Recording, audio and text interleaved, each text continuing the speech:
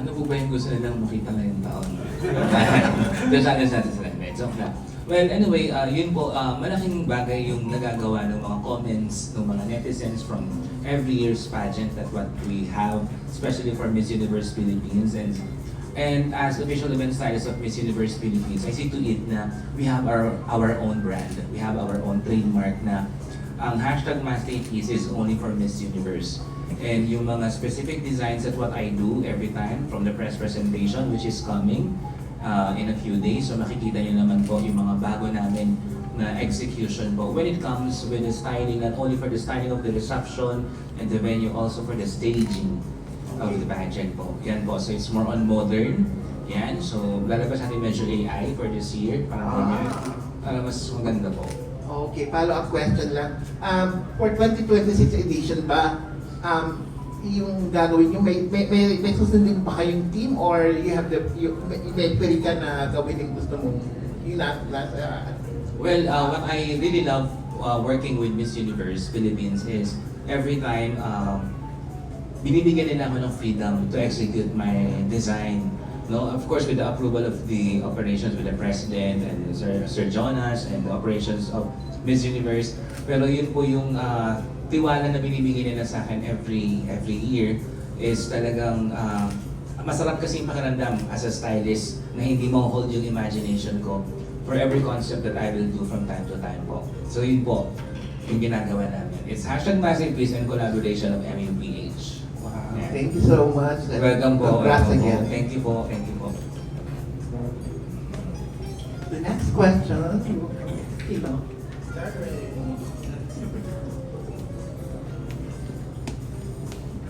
Sir Tay, Good afternoon po. good afternoon po. First and foremost, congratulations on your Thank you. grabe. It's been 2 years already with 3 your years. partnership. 3 years Yes, with po. your partnership with Miss Universe Philippines organization. But I would like to ask, kasi every year, nag-elevate talaga yung design and then expectation ng mga pageant fans, of course. Pero hindi mo naman binibigo rin yung mga pageant fans, especially with your hashtag Masterpiece. But for this collaboration and new partnership, naging mahirap ba yung pag-renew ng partnership or hindi naman po? Yung pag-renew po ng Na partnership with Miss Universe Philippines organization. Hindi po. Actually, I'm very, very happy with Miss Universe Philippines. And parang forever na yun eh. Hashtag Masterpiece, MUPH. Ganon po siya. So, hindi po siya mahirap. And yung mga ka-work ko po with Miss Universe Philippines, napakagaang din ng katrabaho from time to time. And alagang-alaga po kami. Yun po yung masasabi ko. And follow-up lang po, Sir Tay, kasi it seems like sa background pa lang or logo ng Miss Universe Philippines, it's kind of blue. So are we expecting sa Galaxy ito sa press presentation or sa finals ba? Or at least sa gala night? Yeah, well, medyo closer, pero abangan niyo po yung press presentation natin coming in a few days po. Ayan. So yun po yung unang labas po natin ng unang approach po ng hashtag Masterpiece for Miss Universe Philippines. Yeah. Thank you so much po.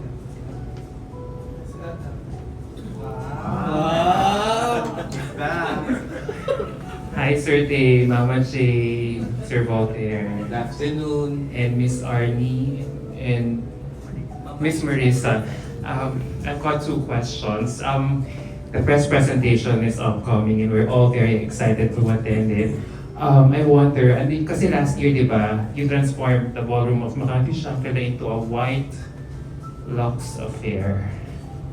This year, how will you transform City of Dreams into a spectacular venue for this much awaited, but yet again, much awaited press event?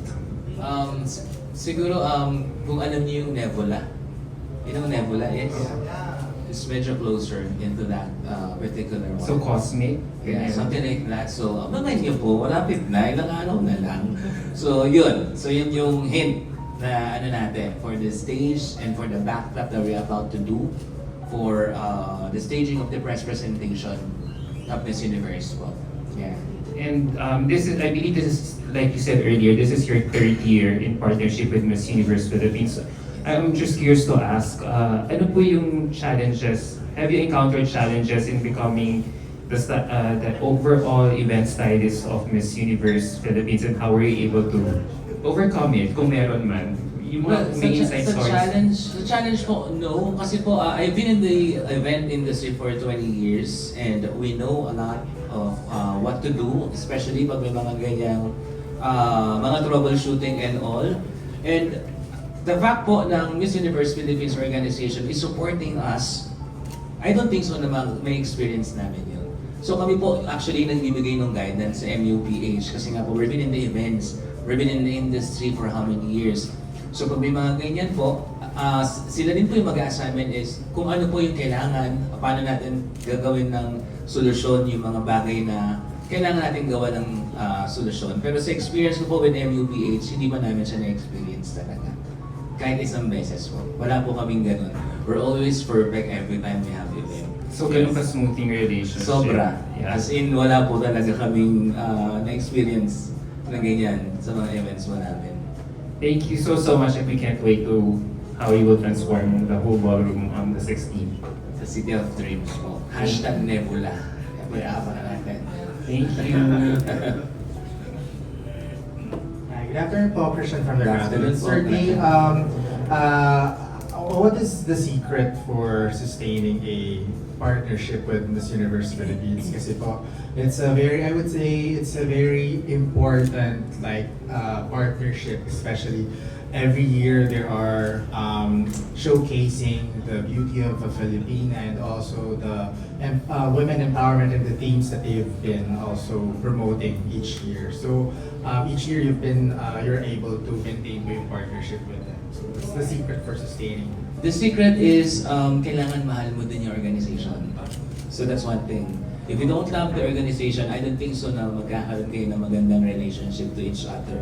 So that's the secret po na pwede kong ibigay. Kasi if you do love your work for this organization, kailangan hindi lang yung gusto mo magpakita ng talent mo for every particular event of Miss Universe Philippines. You should love also the organization at the same time and the people behind it. So that's the secret po. In a good relationship and a good partnership for hashtag Massive Peace and Miss Universe Philippines. Will there be more events? Adam, narinig mo yan. You should love the organization. That's one thing. Kasi po, if you will love them, they will love you also. Ganun lang po yan. Pero hindi tayo, kung hard tayo sa organization, do you think yung organization will love you? I don't think so. Pero yun po, sa experience namin, wala eh. Hindi talaga na-experience yun ever since. Yun po. Tama man eh. Hindi ka nababae. Hindi mali yun, Adam. For the Alquila Palace execs po, will there be events also from Miss Universe Philippines to be held in the... Yes, actually we're planning. We're planning to have a major event po. So this is coming soon. So magkakaroon kami ng teaser for that. Kung ano po yung event na gagawin pa namin doon. Sa bagong events place ng Aquila Crystal Palace Incorporation po. Where Zayna Paraga get married po. Yeah. So it's the biggest property. It's a 12-hectare property. So yun po. So I think one of the event, yun po, soon. Yeah, we will unveil it po. Thank you po. Hello, good afternoon. My question is for Mama J. Oo. Curious lang, may nag-attempt na po ba na magpa-dethrone ng position ni Sir Tay Endencia as Miss Universe Philippines official stylist? Of course, madami kayong connections, entertainment, and style, event, sa mga events. So may nag-attempt po ba na ako na lang yung event stylist na ganyan? Good afternoon first and foremost, and thank you again to Tay and Densha. Walang nag-attempt dahil natatakot sila sa akin. Baka mapahiya. Joke lang. Wala naman. I think we have good relations with Tay and we don't have any... we're not open to others because no one is also asking actually. Not naman no one is asking, but I just told Borge, like, don't entertain na lang anyone. So, I don't know if someone connected with them, but like with me, in terms like, for example, with me and Voltaire, parang wala namang lumalapit. So, Thank you, ma'am. So, more years to come. So, thank you so much. Any question, guys? Mami Ben. And then? Hello po. As I can see, parang loyalty is very much important po sa inyong lahat. From our mga sinasabi po noon until now sa ating massive piece. It is, massive piece is talking about artistry and artistry and master art, di ba po? So, how important is loyalty in connection for this contract signing po sa inyo? Yes, sir, Walter.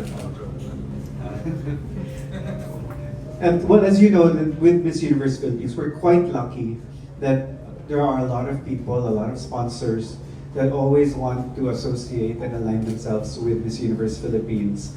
But also, at the same time, we return that favor whenever we find a good partner. And they, his company, have always been amazing to work with. They've been collaborative. And I think that's the perfect word, is they've been collaborative. And also, yes, he's creative. And whenever you're working with creatives, they have a particular vision. But the great thing is, he doesn't make it just about himself. He also makes it about, hey, what does the org want, or what do they want? Because in the events industry, and he's dealt with so many clients, for weddings, for whatever company events, no matter how creative you are, if you don't know how to work with people, and if people don't want to work with you, you are not going to be in the business for so long. And I think that's one of the best things about Faye, is that he's a good person and they're good people. And that good energy is a very positive thing, and that's why we like to keep these people along with us. Yes, sir. Sir, how does it feel for you that you are getting a lot of appraisals from our... Mas masarap po magtrabaho, syempre. Kagaya po sinabi kanina, ma'am, yun yung importante. If you really love your job, hindi lang dapat yung mag-concentrate ka with the styling components that you will do from time to time. You should love also the people behind it, especially the organization. The fact na na-appreciate nila yung trabaho ko, mas lalo pong masarap sa pakiramdam yun eh. So mas lalo po ako mag-work hard for Miss Universe Philippines dahil nakikita ko po na they really appreciate all my works. Not only Sir Jonas, not only Sir Volker, but the people behind the organization. Even from the minimal position of the staff, they know me. And sobrang magagalang sila. Yung respect po for always laging nandoon. So yun po. So I'm very happy and confident po to work every time. And I'm only for Miss Universe Philippines. Yes. All right. Thank you so much to our media partners for your questions. And so, of course, to conclude this program, we will have a photo opportunity. All right, so let's go.